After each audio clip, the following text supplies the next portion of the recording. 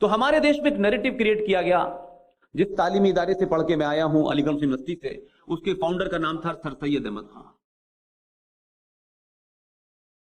ये जो to nation theory है, ये पाकिस्तान बनने का जो फिलॉसफी है, ये पहली बार अलीगढ़ मुस्लिम विश्वविद्यालय से पैदा हुई। और बहुत लोग उसी यूनिवर्सिटी के गए, कोई पहला प्राइम मिनिस्टर बना, कोई राष्ट्रपति बना, ये सिलसिला था। लेकिन उनके बारे में क्या नैरेटिव क्रिएट किया गया?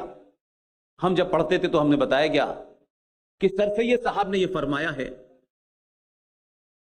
कि हिंदुस्तान एक बहुत खूबसूरत दुल्हन है और उसकी एक आंख हिंदू है और एक आंख मुसलमान है। अगर एक भी खराब हो जाएगी तो दुल्हन बड़ी बदसूरत लगेगी। इतना बड़ा टॉपिक ये क्रिएट किया गया।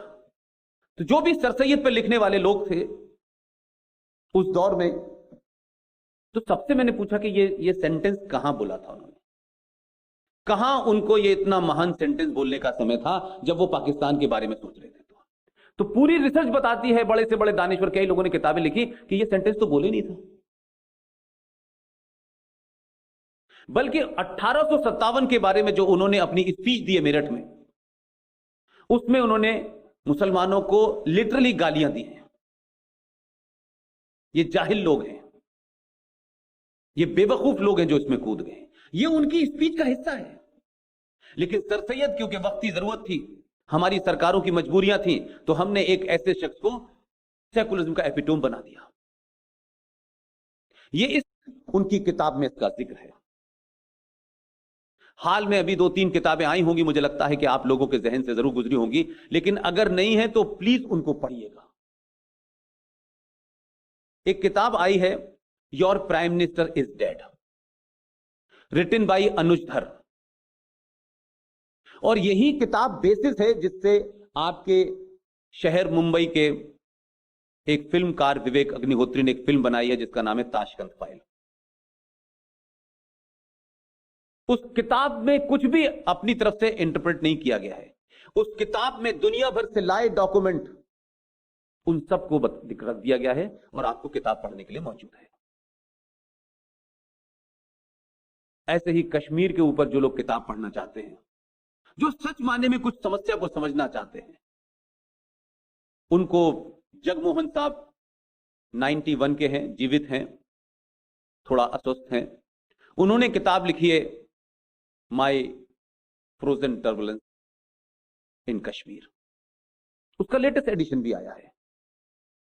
हमारे एक दोस्त जर्नलिस्ट ने, जिनके घर में कई लोगों का कत्ल हुआ जब ये कश्मीरियत अपने पूरे चरम पर थी, और कश्मीरियत जिसकी दुहाई दी गई, उसमें क्या हुआ, उस किताब का नाम है our moon has blood clots, a memoir of a lost home by Rahul Pandita. ये मैं किताबें इसलिए लिख रहा हूं कि हो सकता है बीच में मैं याद ना रहे, और ये किताबें मेरे लिए इसलिए महत्वपूर्ण है कि आप एक इंस्टीट्यूशन है, तो इन किताबों को जरूर आप पढ़ें और इनको जरूर रिफर करें। एक किताब है the clash of civilisation and the remaking of world order. ये किताब एक पॉलिटिकल साइंटिस्ट हैं यूएस के, सैम्यूल हंगिंगटन, इसको भी जरूर पढ़ें। तो ये जो कहा जा रहा है ना, पूरे दुनिया के अंदर युद्ध होने वाला है, तीसरे युद्ध की तैयारी है, इनकी रिसर्च कहती है, और मैं उससे बहुत हद तक सहमत हूं, क्योंकि जो मैं अपनी आंखों के सामने देख रहा हूं, जो पाकिस्तान में देख रहा हूं, जो बांग्लादेश में देख रहा हूं, उससे मुझे लगता है कि अगला जो भी युद्ध होने वाली आशंकाएं बताई जा रही हैं, वो युद्ध देशों के बीच में नहीं होने वाला है। वो युद्ध कल्चर और सभ्यताओं के नाम पे होगा। इस किताब को जरूर पढ़ें। ऐसे ही एक बहुत अच्छी किताब है, पता नहीं आप लोगों ने उसका जिक्र कभी देखा है कि नहीं देखा। अगर वो किताब आप पढ़ें तो उस किताब का नाम है, अनवर शेख की किताब है, इस्लाम एंड टेररिज्म। इस्लाम को समझने के लिए हिंदुस्तान के मुसलमान की तरफ देख करके अगर जिसने भी इस्लाम समझ लिया, समझ लीजिए वो कंफ्यूज हो गया।